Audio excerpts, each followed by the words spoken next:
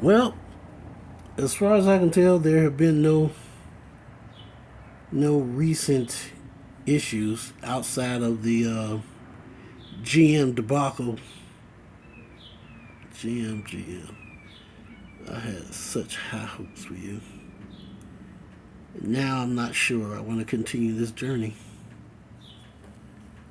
I have in my possession a 2018 Buick Encore 1.4 Ecotech engine. When I had my Malibu, that too was a 1.4 Ecotech engine.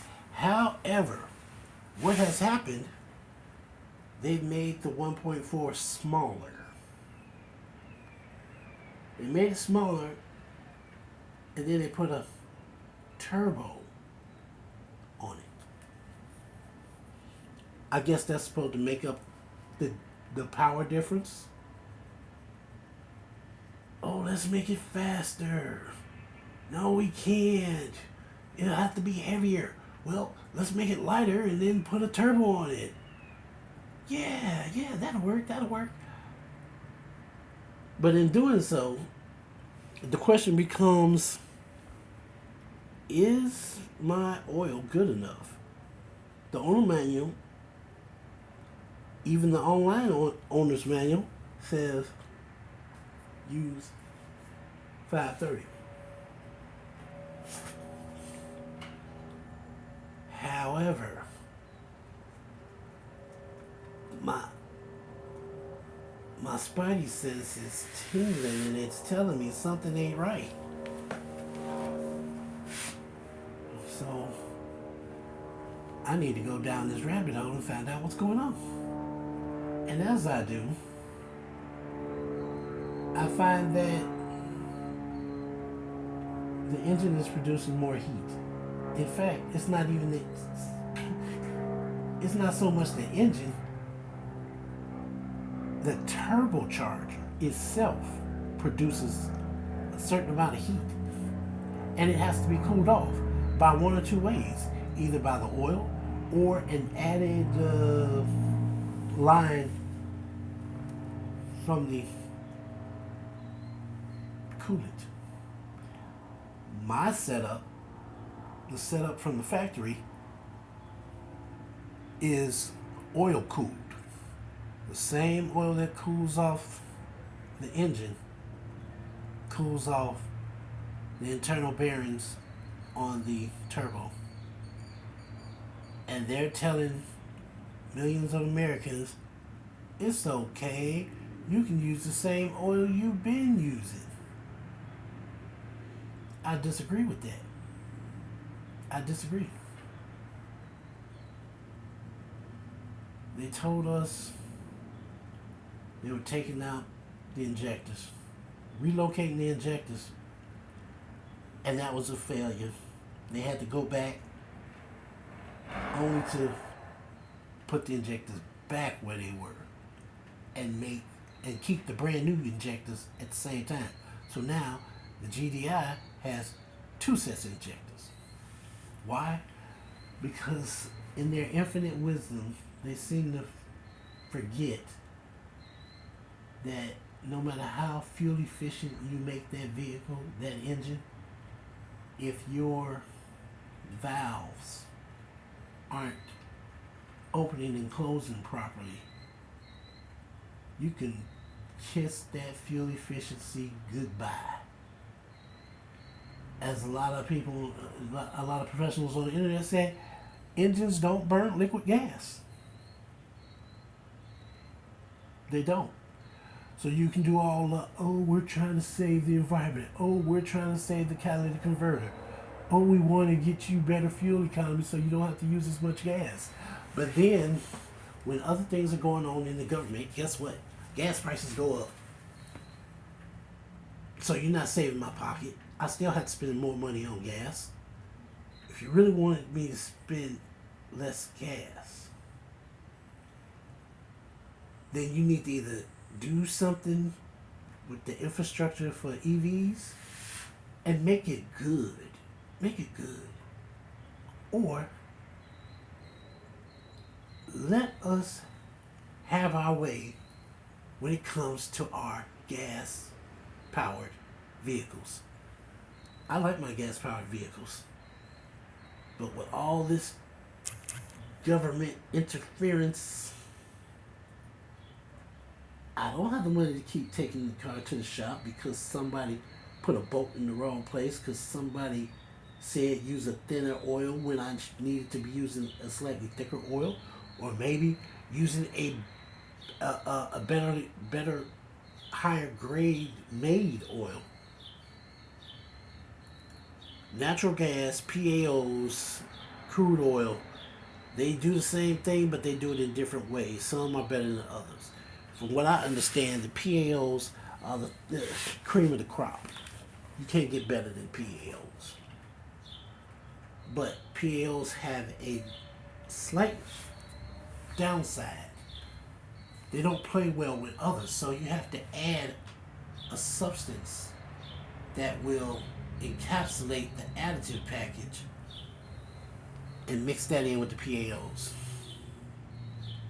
GTLs, gas to liquid, those, such as Pennzoil, are like that in between, that middle of the road type, is just good enough to do both. It has in principle, it acts like a PAO, but it's not made from the same stock.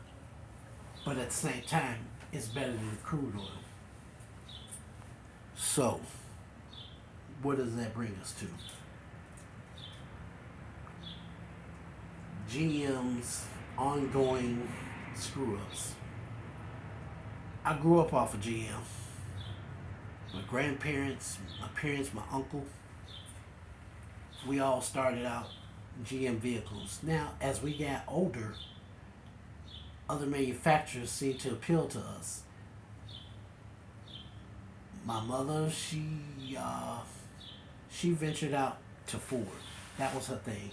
So I went from my grandfather's GM vehicles to my great uncle's Ford pickup truck to my mother's Fords, which she had two of them.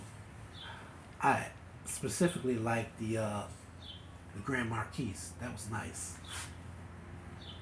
And she also had a Thunderbird, Ford Thunderbird, the long one. Good times, good times. Me, myself, actually, it's funny that me and my sibling, we kind of ventured off into Dodge Chrysler. Last time I checked, he gave up his Dodge life for import. I think he was driving a Honda, something like that. I don't know. Haven't talked to him in a while. Some siblings are close once they get a certain age. But hey, life goes on. As for me, I still like Chrysler. I think I would probably always have a GM, but I like, in my older years, I've grown to like Chrysler. I like the ride. I don't like the fact that they have transmission problems, but hey, that's an issue for another day. Now, where were we? We were talking about changing to a different viscosity oil. Let's see if I can pull up this video, because it was a rather long video, so I was trying to get highlights. Let's see. That's right. 0W20, 016, 0.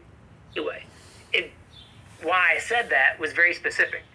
You can do some Google searching and find out that in other countries where there's not the EPA and there's not a corporate average fuel economy target that needs to be hit, the exact same engine somewhere else in the world, the owner's manual will call for a higher viscosity oil. For example, I actually have a lot of experience with this LT family of engine, the 6.2 liter direct injection V8. I actually was part of a program with General Motors and Oak Ridge to determine how low a viscosity could you go in that engine and still protect the engine. That the zero.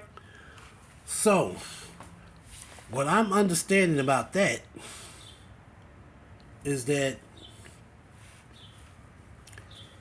as I said last video, it's more of a suggestion. What they're doing is they're trying to find the lowest requirements that you need to drive that engine. Not the best. Not the best. They're not talking about the best that you can do. They're talking about the lowest requirements. If the engine is lighter, it doesn't have to push as hard to get down the road, meaning you use less gas. Fuel economy. But at the same time, you don't want the engine to wear out prematurely, because who's going to pay for it? The company's not going to pay for it. You're going to have to pay for it. That's your vehicle. You bought it. That's you. But you bought it under the pretense that the manufacturer was telling you the right information.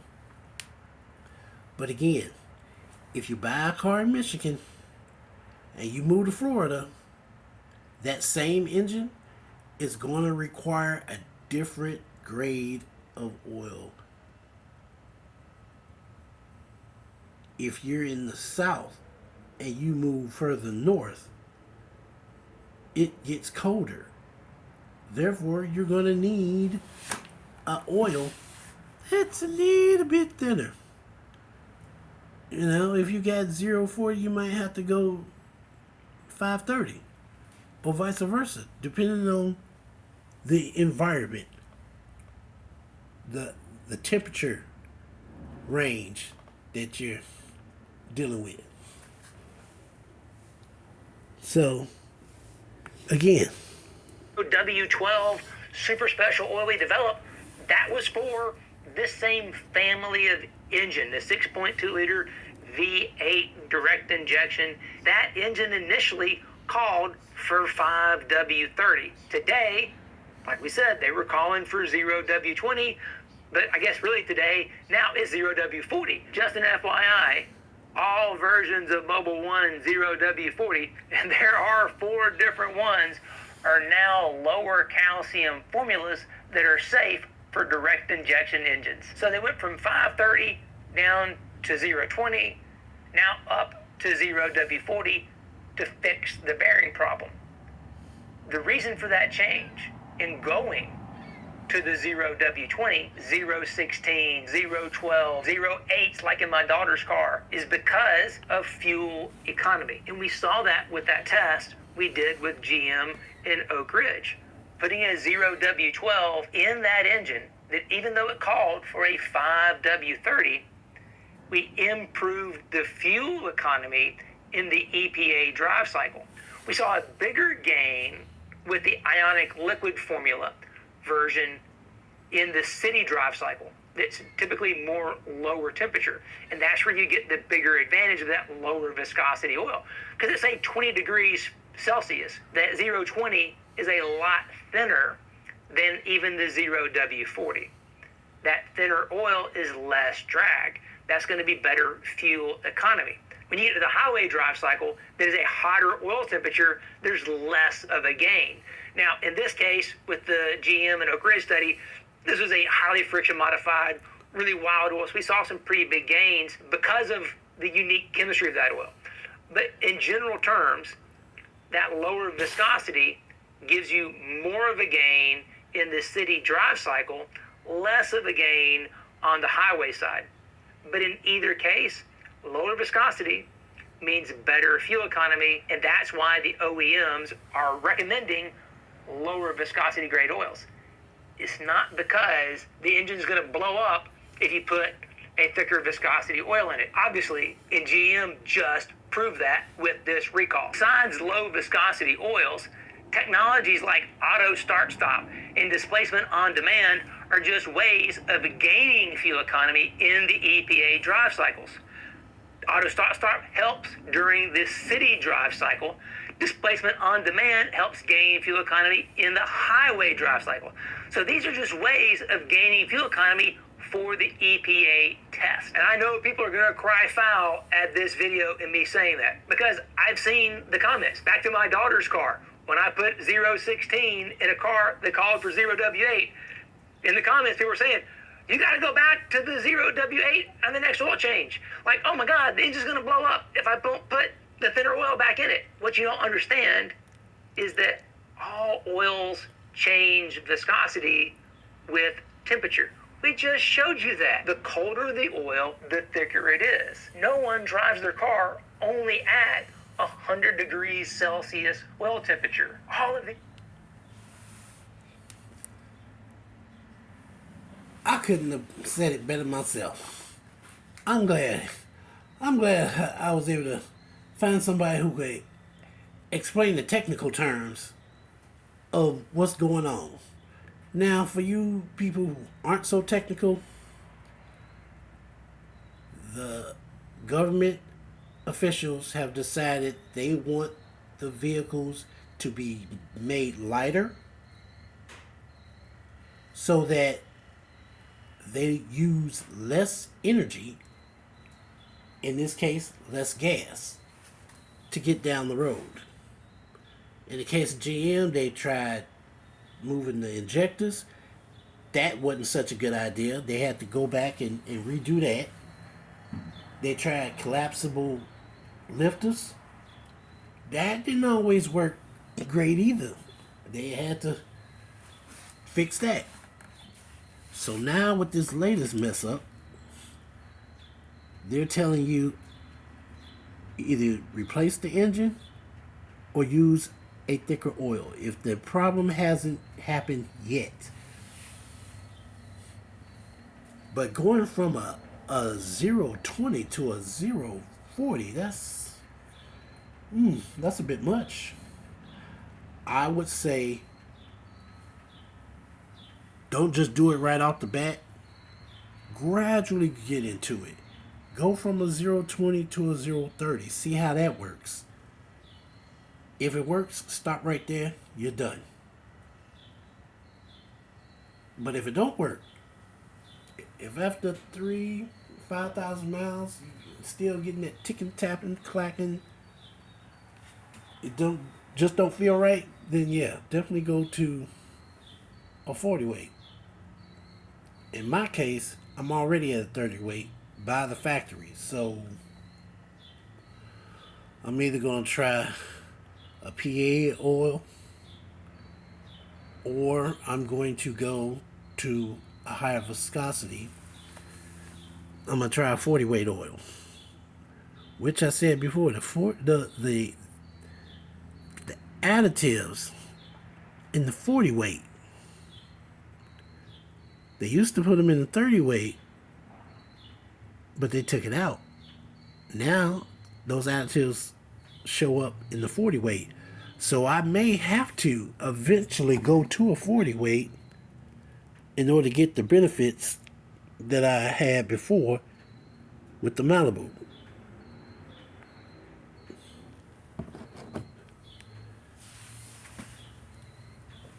Saying all that, that's all for this video.